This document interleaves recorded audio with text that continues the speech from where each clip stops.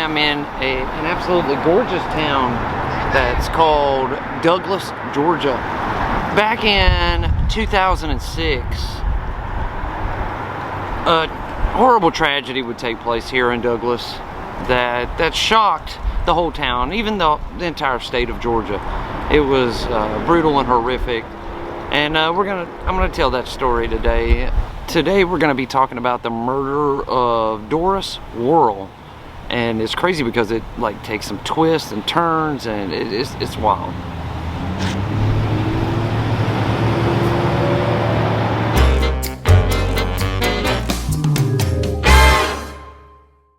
As I said before the intro, today we are talking about the murder of Doris Wuerl.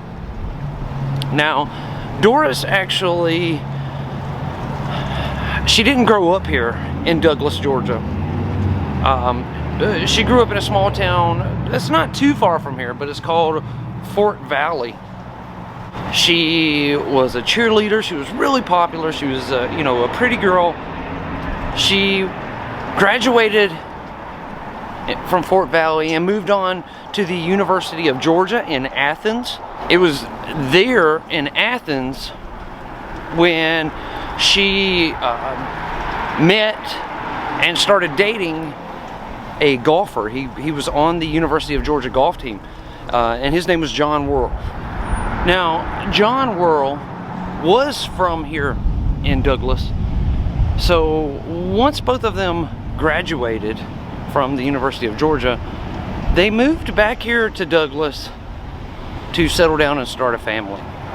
Doris took a job as a school teacher right here at the local elementary school here in Douglas. I do not know what this building is, but look at that Coca-Cola engraved in the stone there.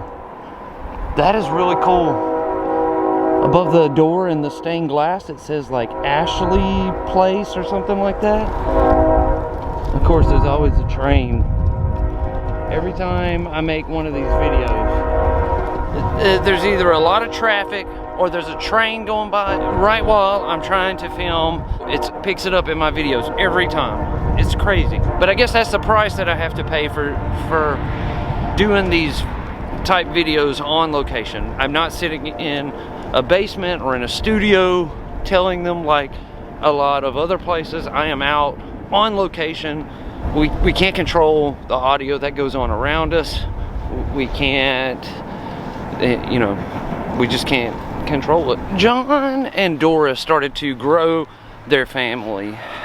They would go on to have 2 girls and a little boy as they are settling into their lives as a family. They were very religious. They went to church quite often, as a matter of fact. As a family, they attended church right here. They spent quite a bit of time here, as a matter of fact. And it was here one day when a young girl, she was 15 years old, she was an illegal immigrant from Venezuela. She was not in the country legally. She had been abandoned by her guardian, and she found herself here on the church steps right here, homeless. It was a Sunday morning service. Everyone's coming here to church. Jon and Doris come, and they meet the 15-year-old girl named Paula Yarberry. They meet her right here on the front steps. She attended the service with them that day, and Doris, she had a heart of gold. She couldn't stand to see someone suffer, so she agreed to allow Paula to come to their house and stay on their couch for a little time. Until hopefully she could find another relative or find somewhere else to go. She came into their home, and it didn't take long before they enjoyed having her around. She helped. It was like she was a member of the family. Throughout all of this, Jon, his family's growing. It's not necessarily what he wanted for himself. He wanted to be a professional golfer. Well, now he's got a wife, 3 kids, and they've taken in this girl who is homeless. He opened a little amusement park here in town.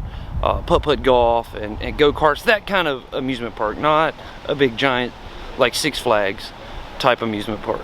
Jon opens up this amusement park here. It's called the Fun Place. Jon was the owner and manager, and Paula helped out doing odd stuff, and that went on for 4 years. And then on September the 20th of 2006, all of it would change. The Fun Place was actually closed that day while they were cleaning the property here. They were cleaning it up and cleaning the carpets, wiping down the arcade games in the lobby. Jon and Paula, they enlisted Doris to come help them, which she never did. She very rarely came here to the amusement park, to the Fun Place. She was always a stay-at-home mom. But they asked her to come in and help them clean the kiddie tunnels, where the ball pit was and all that good stuff. Jon leaves to head over to a Lowe's, which is not far, right down the road. He's got to go pick up a few things to repair some of the games in the arcade. Sometime between 9:40 and 11:15, gunfire erupted here from the building. A short time later, a 911 call comes in from Jon claiming that someone has shot his wife, Doris. Paula was unharmed. When police came in, they found her. She had crawled inside of one of the kiddie tunnels, and she stayed there until someone came. Doris was laying right inside the front door, laying in a pool of her own blood. She had been shot once, point blank, in the back of her head. Now, the park is open presently it's open, so I don't want to get too close and disturb people. You see the go-karts going around the track there. The front door is right there, and that's where they found Doris. The whole thing was strange. I mean, who would gun down a church-going mother of 3 in cold blood? It was just very, very strange. It was very unlikely that someone was here to rob it because the park wasn't open. Investigators found out that Jon and Paula were having an affair behind Doris's back. It was discovered that they were having a sexual affair, but she was 19. There was nothing they could do about it. Detectives are investigating Doris's murder. They eventually discovered that Paula is undocumented. She's in the country illegally. By the time they make that discovery, though, they already think something sinister is going on. They really have no proof, but they are suspicious of Paula, and not just Paula, but Doris's own husband, Jon. So they very publicly arrest Paula in the middle of a restaurant, the busiest restaurant in Douglas, in fact. She was there with a whole bunch of her friends at the time. They arrest her for being undocumented, obviously. But really, it was just an excuse by detectives. They wanted to use that to apply some pressure to her and hopefully get her to talk. They flat out tell her that she's facing jail time and more than likely deportation out of the country. That in itself scared the crap out of Paula. She had been in America since she was a baby. She didn't know anyone in Venezuela. So she began to talk. She didn't confess to Doris's murder or anything like that, but she did talk to them. Police have not said what she told them that day. They only released a statement that said that Paula made statements that led agents to believe that she had more information in the murder investigation of Doris Wuerl. She had more information than she was willing to give the agents, and that Jon Wuerl was the main suspect in the murder of his wife. So they deported her. She was deported back to Venezuela. Now, sometime later, 2 people were arrested in connection with this, but they could not prove a case. They were held in jail for several months, but then they were ultimately released. So Jon sold off the fun place here in Douglas where his wife had died.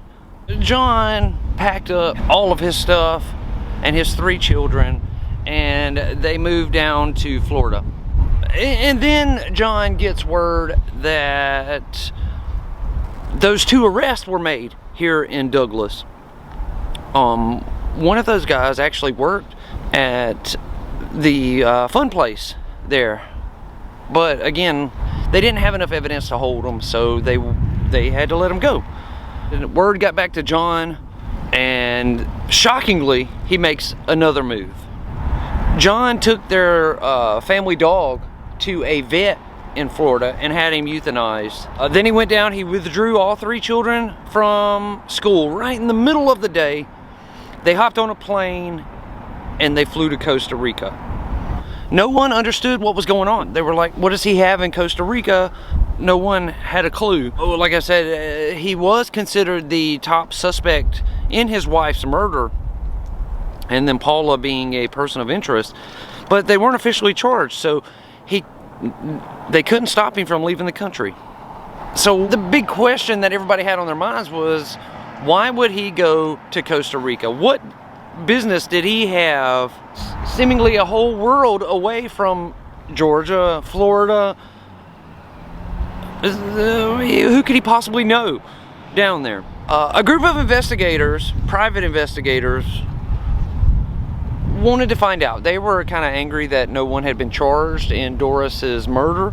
They wanted justice for Doris, and they were curious to know why he left and went to Costa Rica. So they went down there to try to find him, and they ultimately did. They found him. He was running a company that sold ice. You know, like when you go into a convenience store and they have the ice coolers with the bags of ice. He worked for a company who sold and delivered those bags of ice to places. And when they found him, guess who he was with? If you guess Paula, who just a year or 2 prior had been deported to Venezuela, you would be correct. He was now living on the western edge of Costa Rica, living with Paula, who was now in her early 20s. They were living together as a family. Paula had taken over as Doris, pretty much. Paula had become the mom to those 3 children.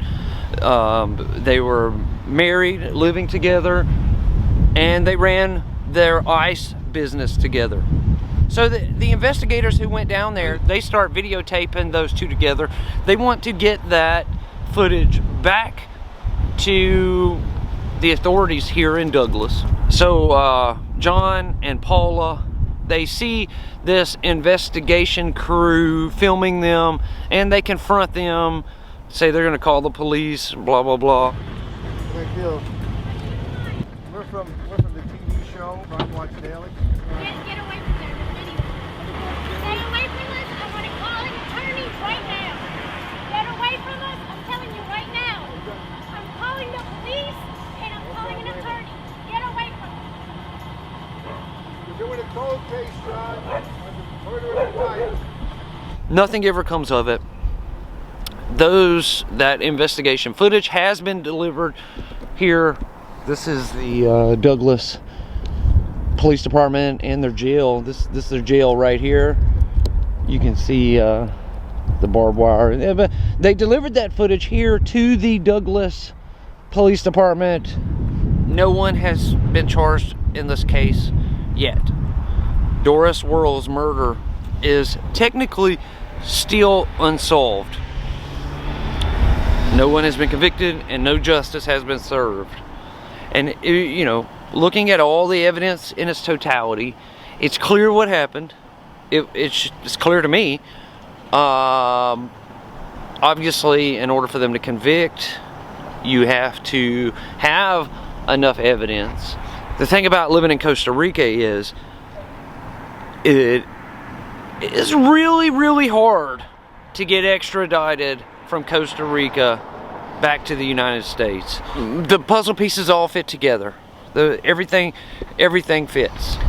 That is it for the story here in Douglas, Georgia. The story of the absolutely brutal murder of Doris Wuerl.